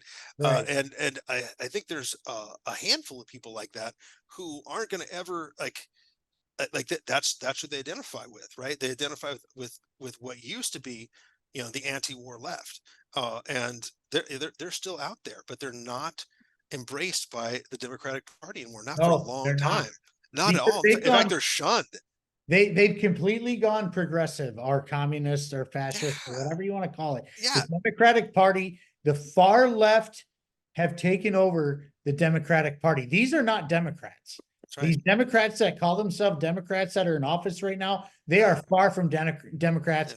JFK is turning over in his grave. Our Yes, yes, dad he is. is turning over in their grave. Bobby too. Yeah. These old school Democrats are like, yo, what the Right. fuck? What the hell? I use my mom as a, I love you, mom. I'm sorry I keep bringing you up in my show, and I mean it the best way possible. We say this respectfully. But no, my mom is a Democrat. Right. She's the forever Democrat, and she always will be, and Right. that's fine. But my mom is not on board with the far left agenda at Yep. all. She wants people to live their life as they see fit, but don't shove your shit down my throat. Right. That's, she doesn't want to get rid of the guns. She wants some gun laws and stuff like that. And, we disagree on that, but she doesn't want to get rid of the guns. Yeah. No confiscation. None of the stuff they threaten. That a lot of these guys on the far left, which is now the establishment left. And even the war shit, she's like, what the hell? Right. Right. Where she was very pro like Ukraine and stuff, and still kind of is, but like she's also like, hey, there's people living under bridges and shit right now here off 8 Mile, right down the road from where I live, and like there's people who need help here in the United States, and we, and one of those things where like even my buddy who's super left, he's very progressive. He's like, all these wars are the reasons we can't have fucking universal health care. No shit, dude. No kidding. Right. Right. That's absolutely. So a few of them have figured it out, right? Even some of the far lefties, like who are like, let's go ahead and I'll go ahead and use the term because it's the one I like to use. Oh, it's dystopian left, right? It's not authoritarian left doesn't even really cover it anymore. They're straight up dystopian. When you have a Democrats of today advocating for a forced vaccinations almost, right? Mandatory this, mandatory that. Sending billions and billions and billions and billions and billions of dollars to fund war efforts instead of diplomacy. I mean, you mentioned John F. K. or JFK before. I mean, he founded the Peace Corps for a reason, right? Because it's like, this is what I want to export from the United States. I want to export peace and negotiation. Right. I mean, that's going straight back to the real old school Democrat, Thomas Jefferson. Right. That's like that's going back to the super old school, what old school Democrats were, which is, commerce and free trade with all, entangling alliances with none. I mean, it was all about diplomacy, like avoiding war should be the primary export of the United States. That was JFK's vision, and another reason why they probably whacked him. Yeah, because that doesn't feed the military-industrial complex. Well, it doesn't feed the central banks. It doesn't feed the central banks either. Right? Absolutely. The two go hand in hand, don't they? So that's the that's the state of affairs today. But the beauty of it is, and there's also other thinkers, like I'm thinking like Naomi Wolf, a couple other people who are very much liberal, so-called liberal thinkers, who are like, what the hell happened? Now they're out in the in the camp, talking with libertarians and talking with some Trump people, and how do we get on the same page? What happened? And I think what it is again, it's dystopian forces have taken over ensured that the political machine always remains favoring the dystopia, remains favoring the central bank, it remains favoring the military industrial complex, and anything else is just mutual controlled opposition political theater. That's all we're going to get from the two major parties, until ideally one of them implodes and we can slip right in there, maybe. I don't know. Again, that's super optimistic. The Republican Party's on its way out. I think so. I really do. They are like, oh my God. They are a disaster. The Republican Party is definitely split, and it's like a 70-30 split.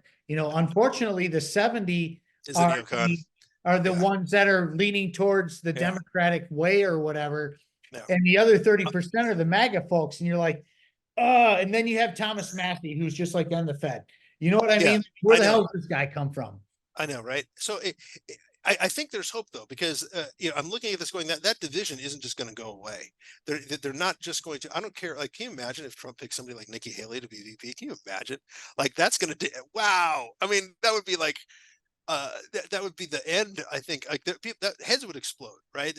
I don't know. I think there's going to be a real division within the GOP, even worsening than it already getting worse than it already is, and it's hard not for me not to make that parallel between the GOP of today to the Whigs of the 1850s, when there was just irreconcilable differences within the Whig Party that had been around since around the 1810s, and by the time the 1850s rolled around, it was no more.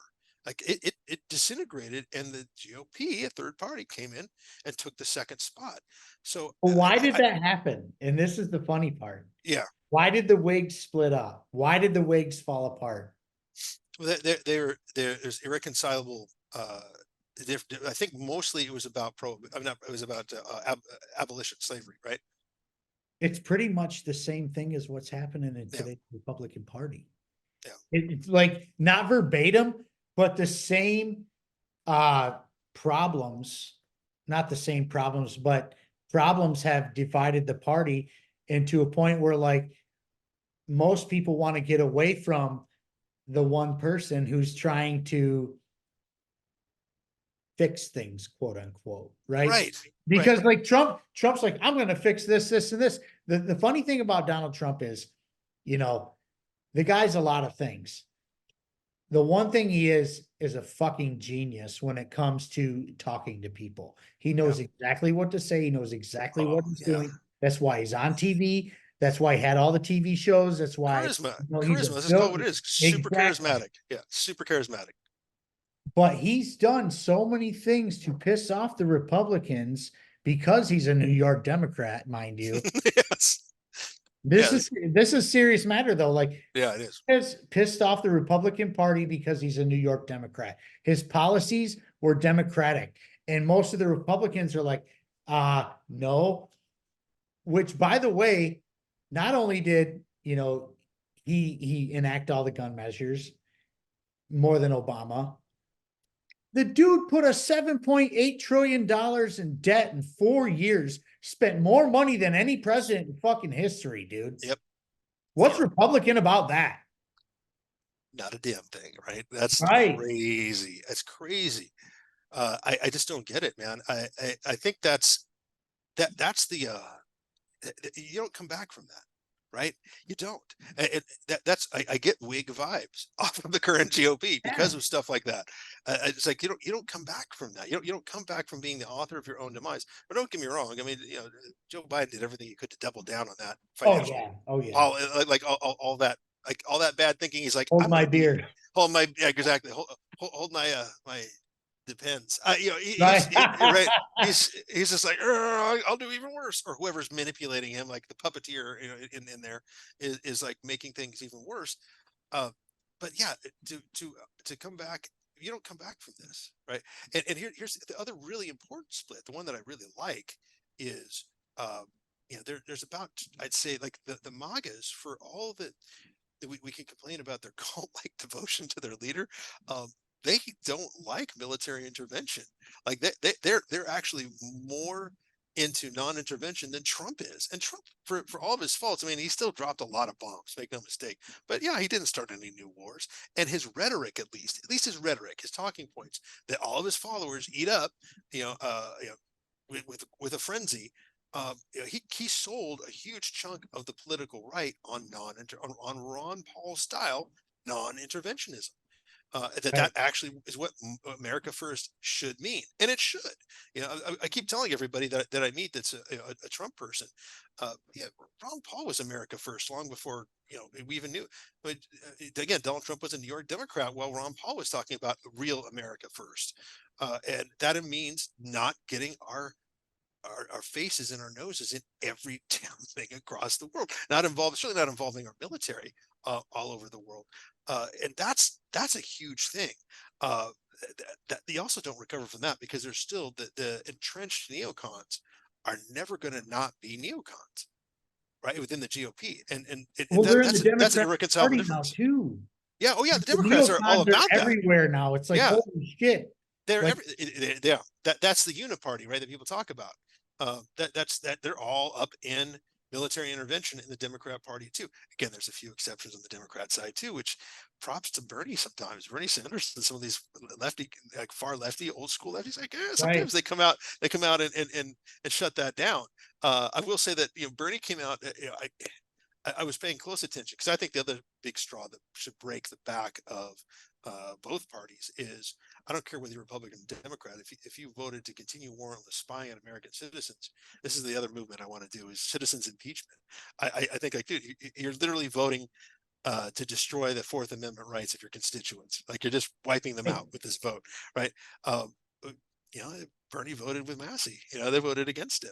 I'm like, okay, there are still a few on the left too that get it, that at least are anti-surveillance state to an extent. I could There, see why people like Bernie a lot. I I, do. I I can totally see too. it. I could It's never kind be of on board gross, with but I that. can. Yeah, I know yeah, I could see it, and I could see yeah, why, like, and to be honest with you, dude, had Bernie Sanders run against Trump in 16, I think that's a I totally think it would different be. outcome. I think you're right. I think Bernie I wins. thought that too. I I think Bernie takes it, and I think he would have. oh which is yeah. which is kind of brings in a whole nother set of problems that would come with that. But if the DNC didn't intervene against Bernie Sanders, I think we would have had that. I think you're But right. that's the thing. So, like, if I was a Democrat, I've talked about this a million Yeah, times on the show. sure. If I were a Bernie supporter and or a Democrat, and they did that to him while I was like supporting him, giving him money, doing whatever, I would never be a Democrat ever again in my entire life. I Right. don't know what I would be. You wouldn't But think. then they did the same thing to him Green, in probably green. 2020. Yeah. Yeah. Yeah. I think I'd be a Jill I'm Stein supporter. surprised. Yeah, exactly. I'm surprised the Green Party didn't grow leaps and bounds after that. Like the Green Party should be the third party in America, but more so than Libertarians after that happened, because they should have absorbed, if they were playing their cards right, they should have absorbed all the Bernie Bros, like all. Yeah, they should be. Yep, come to the Green Party. But I don't think the Green Party, now they do not think that they have to act together even less than the Libertarian Party does. Yeah. Right. But I'm not so sure about them. I've heard stories that they were literally created by the GOP. They're To hardcore socialists, though, man. Yeah, Like, yeah, that Green regardless, Party is there's that hardcore. too. Yeah, I think that they even if they weren't like a deliberate creation of the GOP to harm the Democratic Party, which I think there's some possible truth to that. I definitely think that they have unsustainable internal policies as well. Like this whole idea, like everything we have to have consensus on everything. Right. Right. It's like, well, I understand that to a point, and that's kind of admirable in a way, but it doesn't work for being in the political arena, especially as a third party. But back to your point, the fact that the Democrat Party didn't implode like the Whigs after that, is proof to me that they're not going to be the ones that are going to implode. They have a Right. tighter grip. They have a tighter grip. Yes. But I think the GOP is it's inevitable. I think they've sustained a mortal wound over the last couple election cycles. I think that the whole they're not going to recover from some of this stuff. I don't know when it's going to happen. It may be 4, 8, 16 years from now, but I don't think they're going to survive. I think this is it. I think this is Yeah. the one. I think this is going to be the straw that broke the camel's back, because a lot of people said the Republican Party died in 2020, and to a point it did. Mhm. But I'm going to go before that. George W. Bush from 2000 to 2008 destroyed the Republican Party. George W. Bush is the reason the way I am what I am today. Wow. Yeah. Yeah, I was a hardcore neocon before that. Really? I Okay. voted for Bush twice. I Wow. voted for Okay. Bush. I supported the wars. Oh yeah, dude, we're gonna go kill all the towel heads in fucking the Middle East, Oh, and we're man. gonna do this. Yeah, they Yeah. hate America and they hate our freedom. I ate it up, man. I was eating it. Wow. I mean, is it? Yeah. Well, Detroit. I mean, I can kind of understand, right? Like, 'cause there's a little bit of tension there, right? In your neck of the woods, a Yeah. little bit. Yeah, there is that, right? And that's a real thing. But that's interesting. I didn't realize that you were. What? Everybody gets there eventually. Yeah. Ironically, it was his dad, George Bush Senior, George H. Herbert Walker Bush, that made sure I was never going to be a Republican, right? I was like, Mom and Dad, no. My parents Republicans. I'm like, no. I Southern like this Baptist Church, libertarian thing. never Democrat. Yeah. I was never going to be a Democrat. I was, pretty much you grow up in the church, in the Southern Baptist Church, and you're going to hell if you vote Democrat. I was going to hell. That's probably I that's like my like guns. You know what I'm saying? yeah, yeah. You. Yeah, I mean So, that's just it. I mean, the religious right sure had a. I mean, they call it religious right for a reason, right?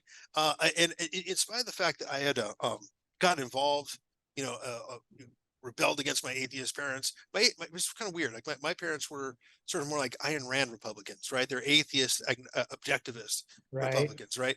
Definitely not religious in any way, shape, or form. Like no faith whatsoever. In fact, they really ridiculed it a lot, and it did not go over well when when I got baptized at 13. Right. Almost 14. I'm like, yeah, I'm following Jesus now, and they're like, you're doing what?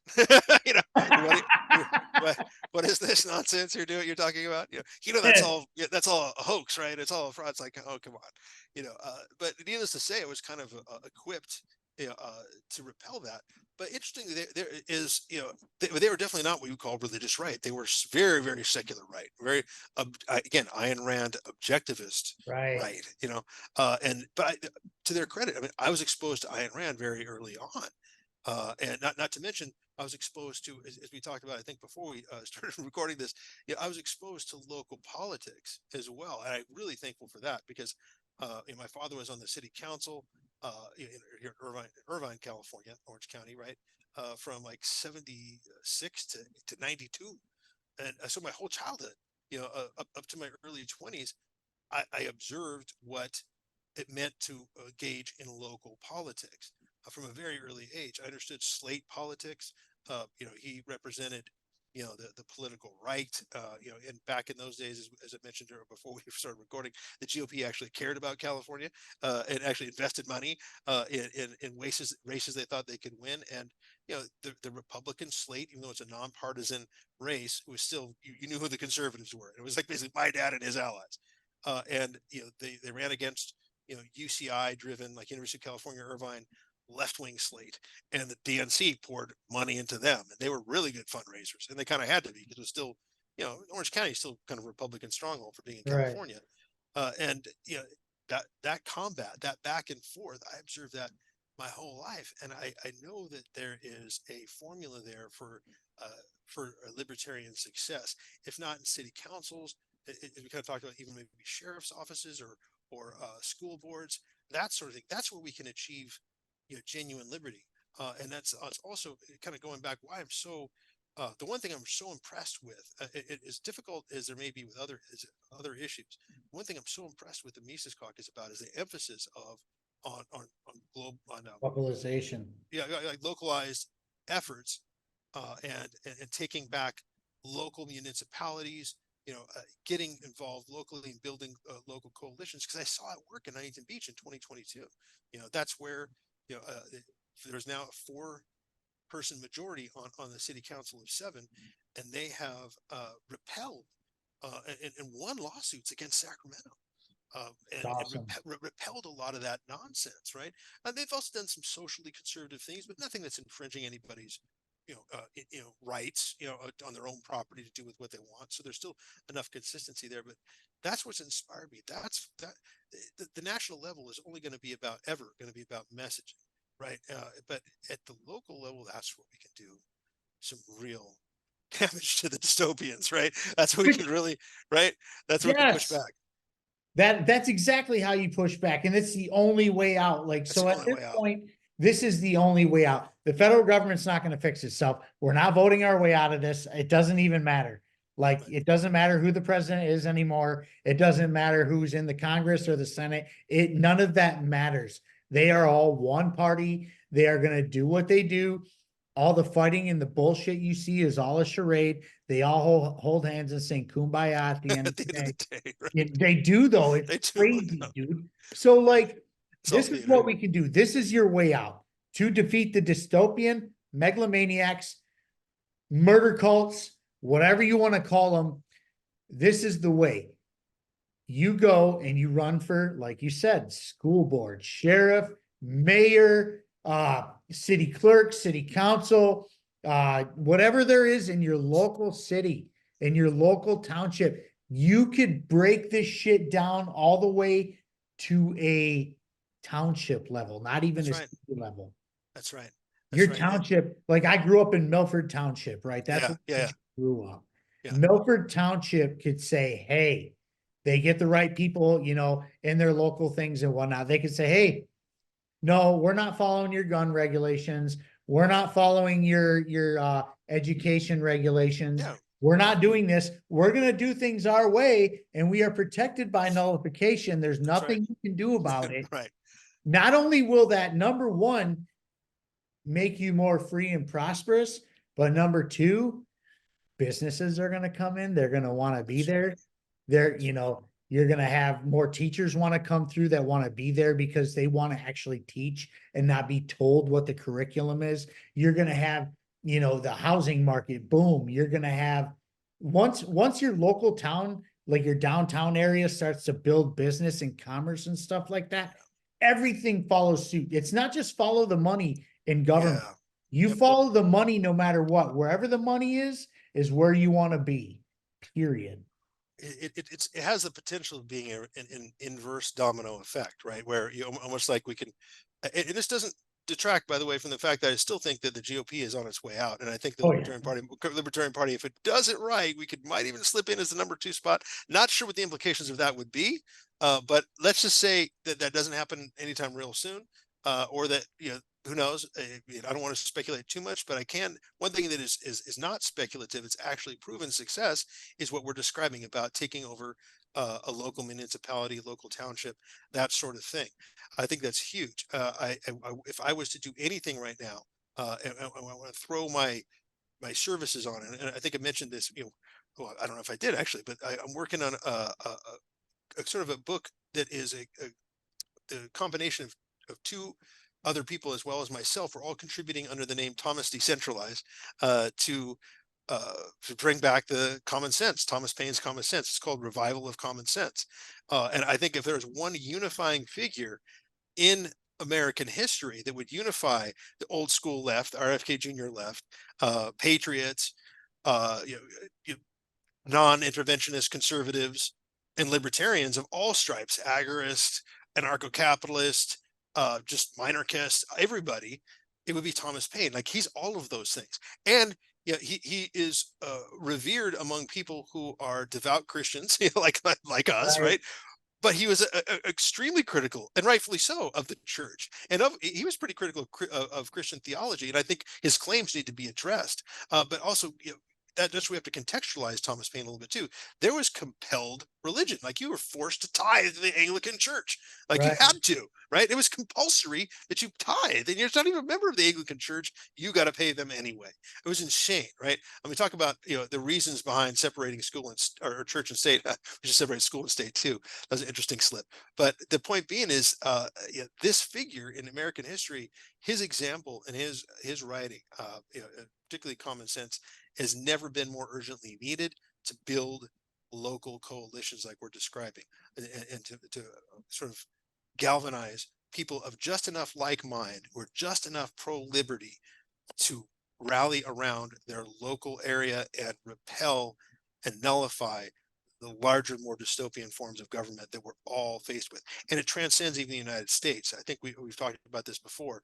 I mean, there's they have levels of town council in the UK, for example. There's a direct democracy movement in the UK, which sounds, I mean, we all kind of get cringe when we hear the term direct democracy here in America, but in reality, it's not that different than they're pursuing something that's not that different than what we're talking about. They're talking about decentralizing governance down to the more localized level in the regional and local level, and empowering local and regional governments over Westminster, which is their Congress, right, their seat of government. And so there's a strategy and a play here that is not just an American play; it's any Western, I mean, almost any country. This similar strategy could conceivably work. It all kind of just depends on the people you build a coalition with. If you're successful at it, it can catch on. There can be a sort of an upward domino effect potentially, but certainly a domino effect of other townships around you as people see that it's prosperous, people see that it's successful, and as people enjoy the fruits of individual liberty that, like it or not, I mean, the founding fathers of the United States, they knew that, and that's why we were prosperous, right? It's because we had principled governance based on individual liberty and the consent of the governed, and that's of course long been forgotten. But it's time to bring it back. And that's why I'm working on the revival of Common Sense. And hopefully I can get it done in the next couple of days or two. Which is great, and I love that. I'm glad you brought it up without me bringing it up, because I was trying to fit it in. I'm like, yeah, I know you're writing something, and whatever. That's a good one. There's another one too, but that's the most urgent one. Well, like, check this out, y'all. So, I've been talking about building coalitions now for the past couple of weeks on the show. Yes, yeah. We've been talking about it here. We talked about it big time on Zach's show and Andy's show. Legacy Right. Yes. Yeah, the Legacy Right. That was so much fun. That's so cool. That was the first show I did in like over a month too. So it was great to just. That's true. That's kind of brought you back into the mix, right? Yeah. And of course I went on a crazy rant. Actually, a friend texted me today and was like, dude, and I was like, yeah, I didn't mean to go on that big rant, but it just happened. It's beautiful though. Yeah, it was beautiful. But like, here's the thing, you guys, like, and libertarian purists and anarchist purists and agorist purists are going to get very mad. Oh, they give me, my fellow agorists already hate me for. They get pissed off about this when you say, hey, we're going to have to find friends to play in the sandbox with, dude. That's because, dude, like, okay, so hypothetically, libertarians get elected, they're going to have to play in the sandbox with a bunch of Republicans and Democrats. And our enemies. Yeah. Yeah. So, like, and I would like to think that I don't believe that all Republicans are like these extreme right wingers and all Democrats are these extreme left wingers. Like, I believe that people from both parties have liberty minded ideas in their head, but they're never going to vote for the other side. So that's the thing. So like, these Democrats are never going to vote for Republicans because they're Republicans, and vice versa. But I'm telling you what, you put hypothetically 100 of us in one room, a third of each, dude, you give us a third of your anarchists, libertarian, agorist folks, a third Democrat and a third Republican. I'm sure there's going to be some shouting going on, but I think towards the end of all the shouting, a lot of us would be like, oh yeah, maybe this can all work, which is something we need to get back to, which I've been saying, hey, turn your fucking TV off and go love your, you know what I'm saying? Like, stop paying attention to this shit. It doesn't even matter at this point. Like, they literally want you raging over whether Sally has a dick or not, or which geriatric megalomaniac is going to run your life. Win. Right, exactly. It doesn't matter. None of it matters. Sally can have a dick if she wants. Right. Trump and Biden are Trump and Biden. Nothing's going to get better no matter who wins. It doesn't matter. So, like, why are we like destroying ourselves amongst ourselves over things that really don't matter? And I shouldn't say don't matter, because it does matter, because what they do has an implication on our livelihoods or whatever. But we can nullify that shit too. Exactly. That's the We whole can point. all get together and be like, hey, man, we're not doing this anymore. Like It's they're doing it in New Hampshire. We can Yep, do they it are. here in Michigan. We can do it here in California. Shit, we can do it in New York. Tim, where you at, Tim? I I hope you're know. listening. Yeah, I guarantee you he'd be able to pull off his regional area, his little local township where he's at in New York. I mean, why not? Why wouldn't we be able to take back just little pieces and say, no, we're not, we are not going along with your program. It's more compelling. And I think what you're describing, this is actually a section in this book that I'm working on right now. My friend did the bulk of the work, so I'm just kind of refining it and updating it because he wrote a lot of it a long time ago. But what we're talking about is principled people, right? We're talking about aligning with principled people who understand, that as Larry Sharp puts it, like, you can be as liberal as you want to be, you can be as conservative as you want to be, just don't force me to go along with that. Like, don't coerce me into that. That's a principled person. So, okay, again, that's why I can roll with some social conservatives that, that don't mind Sally having Sally having a penis or whatever, but they don't necessarily want Sally going in to the restroom where the little girl is going, and okay, we'll sort that stuff out. All right, Right. or we get the the LGBTQ Democrat who says, well, I want to be able to, we better not alienate these people, and we better not, alienate people who are, who are like me, who are, gay or whatever. I want to be able to fly my rainbow flag, and I want to be able to do my, but yeah, sure, on your property, do that. Be that. Don't force, don't make people coerce. Don't force them into accepting, your, I am this, accepting your pronouns and this and that.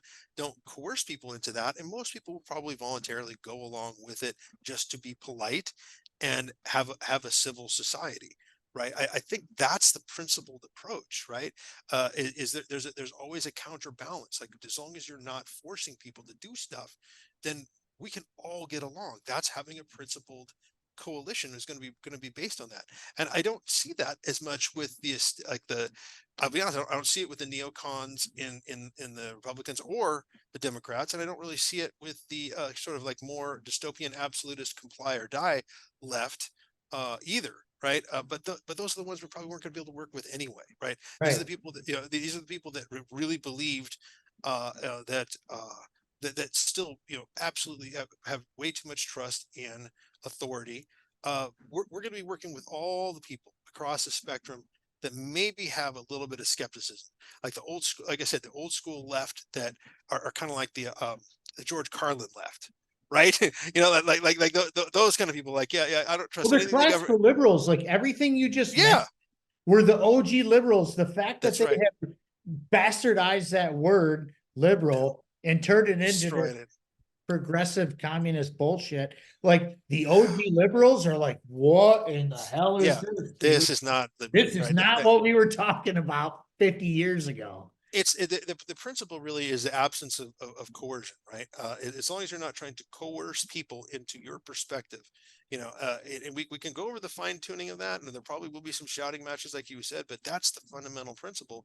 It's a fundamental American principle, but it plays anywhere in civilization. It certainly plays in the UK. It'll play, in what's left of Canada that Trudeau hasn't destroyed, and right. It plays but it's a solid idea of of building coalition with similar principled people that may be from a different perspective, may have a different lifestyle. That they may be people of faith, they may be people who are skeptical, they may be skeptics, they may be faithful, they may be Republicans, they may be Democrats, they may be one of us crazy libertarians of all of our various stripes of agorist, anarcho-capitalist, and I mean, honestly, there's almost as many. This is why I can't really pick on all the people with all the gender identities, because there's that many identities in libertarianism, right? Like, No, right, like, right, like there's, what kind of libertarian are you? Well, like, I mean, well, there's like I'm a 12 left libertarian. I'm a right right libertarian. I'm a hot there's libertarian.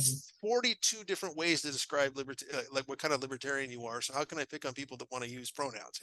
It's like I think it's all silly, but it's like it's silly when we do it. It's silly when but reality is there's no reason why principled people from all these various camps and tribes can't work together at the local level to achieve something urgently needed to sort of repel and nullify the centralized power that's being imposed on us. I think everybody who is a principled person, like we just described and talked about, will recognize that's a very necessary thing. That there's something really wrong with national level politics, or even worse, there's multinational forces at work, your BlackRocks, your State Streets, your Vanguards, who are, I don't even bring in their middlemen like WEF, all that stuff. Like, but there are forces at work that are not working for the best interests of us as individuals, our neighbors, and our community that we're going to be ideally building this coalition to protect.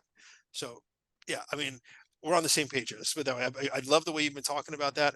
Again, that is probably the one thing I like most. And there are other things that concern me, but the one thing I like most about what the Mises Caucus try to do is emphasize what they call that Project Decentralized Revolution.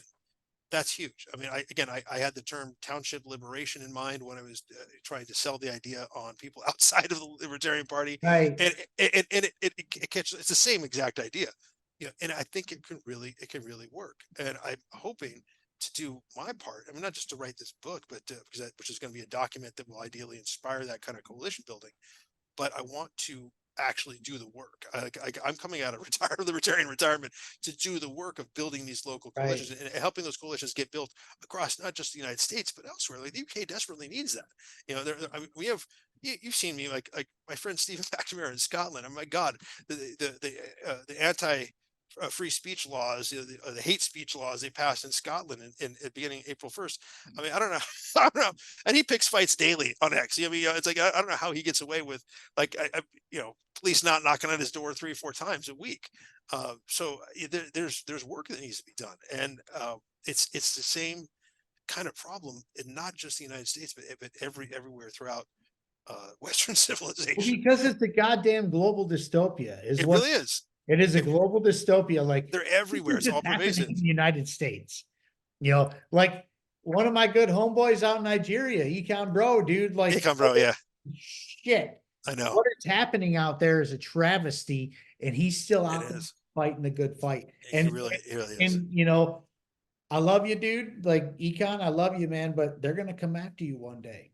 You know what I'm saying? Like I really don't want to get a message one day that something happened to him for what he did. No, so he's trying so hard. He really is so hard. So we gotta, I mean, let's just drop a prayer of protection around that guy. Like send some angels around him because he knows, right? He's a man of faith also. So he knows that God's got his back. And I have a feeling that as long as he has ears to hear, so to speak, that like if God's telling him, yeah, stick around, keep up the good fight, I think that he'll do the right thing if he's got to bounce, right? Like he'll get out. Like otherwise, we're putting together a give, send, go, and we're gonna we're getting his ass get you out of there. Should it be necessary, Econ Bro, for you to if you hear from the Lord that you need to bounce out of Nigeria, then we should have it ready. Yeah, we'll get him over to someplace. Get him over to New Hampshire, where he could probably do the most the most good for the most people with the least amount of opposition. But it's like the central bank over there, though. The central bank in Nigeria is wild and out. CBN is crazy. Wow. I know. They're I thought it was bad here. Like it's bad, but whoa. No, they're straight gangsters. In the central bank of Nigeria are straight gangsters. They actually have. I mean, I mentioned the anti-free speech laws in Scotland, which of course Canada doubled down on the next month, this month in May. But the central bank has its own like its own censorship wing. Like how do you a central bank and you can censor people? That's crazy. So yeah, they're straight gangsters. I don't envy the struggle he's got, but I am hopeful that again maybe this is a David and Goliath moment too, where he's like, if you just give Econ Bro a little stone and a sling, maybe you can knock that giant out. Who knows? I mean, Well, I mean, dude, it seems that like he has a pretty decent crowd everywhere he he goes, does. and speaks Yeah. and stuff like that, which is huge. But he's not only just speaking about Austrian economics and stuff like that. He's also preaching the gospel, which is huge Right. in a Muslim country. Oh, Like at some yeah. point, they're going to come after him if they get Yeah. wise to what he's doing, you know. And that's why I'm like, let's get his ass out of here. I offered it to him before, like Yeah.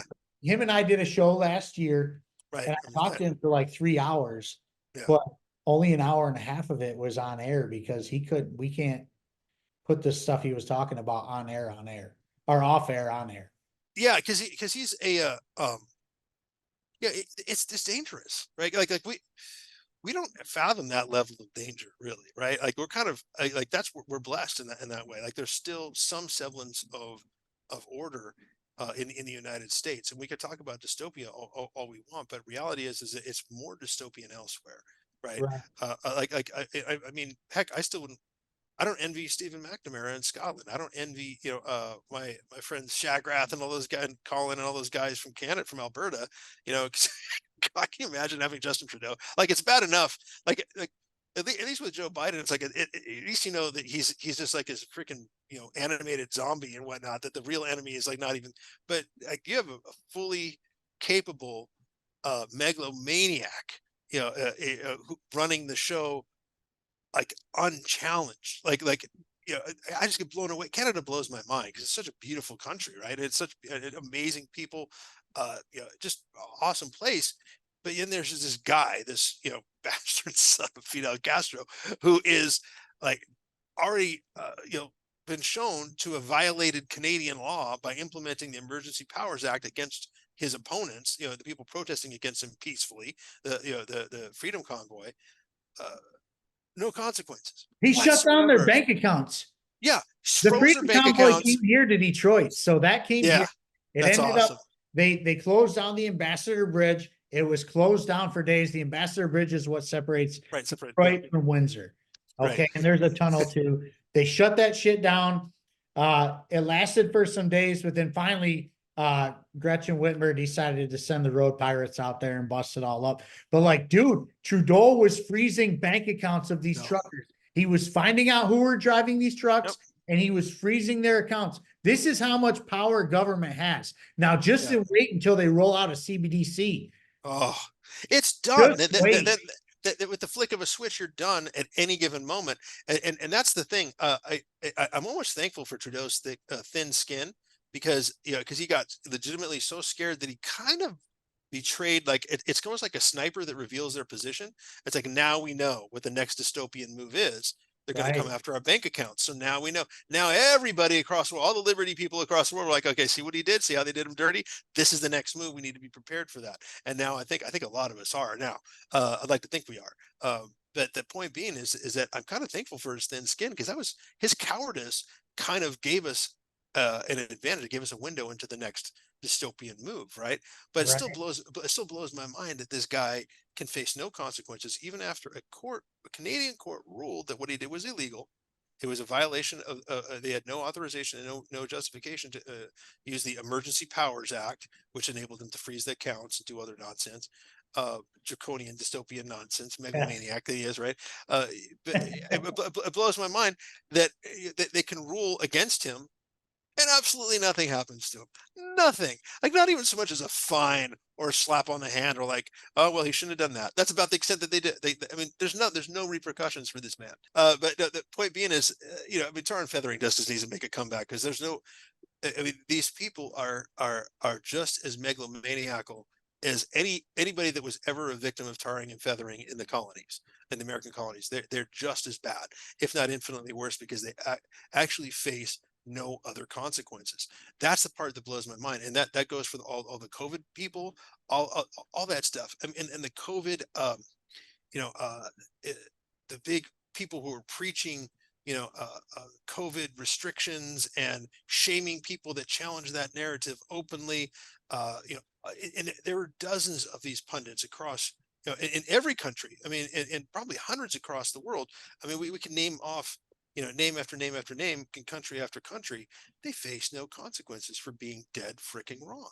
And that's the part that blows my mind. We got Chris Cuomo now talking about, oh, I was wrong. And oh, sorry, buddy. Yeah, I don't know.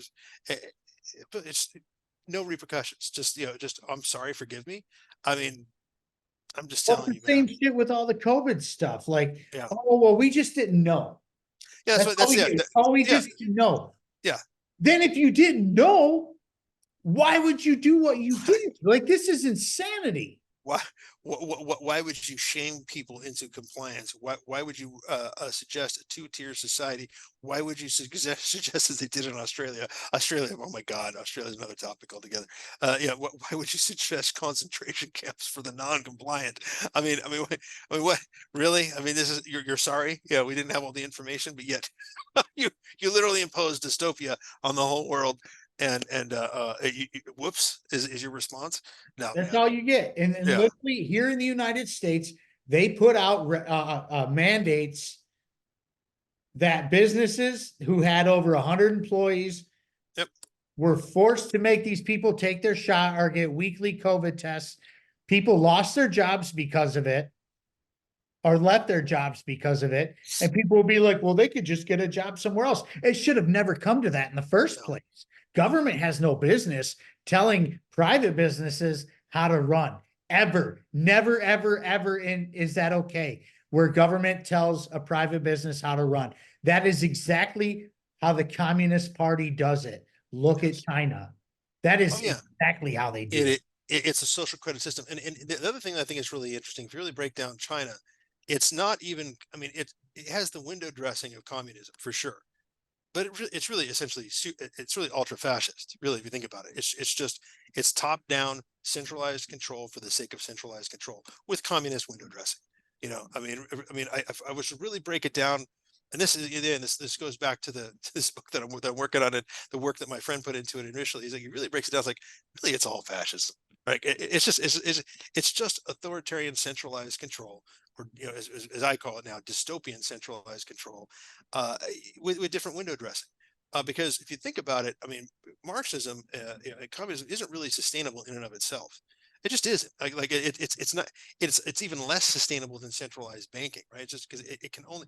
So eventually, at some point, you may have some Bolshevik window dressing. You may seize power through Bolshevik level organizing, through Marxist rhetoric, but once your power is seized and you establish the so-called dictatorship of the proletariat or whatever, you end up fascist, dude. It's always going to be fascist, like it's always going to be, whenever you're talking about that level of centralized control. And this goes back all the way to the Roman Empire, which I think in many ways this new global dystopia is just a second coming of the Roman Empire.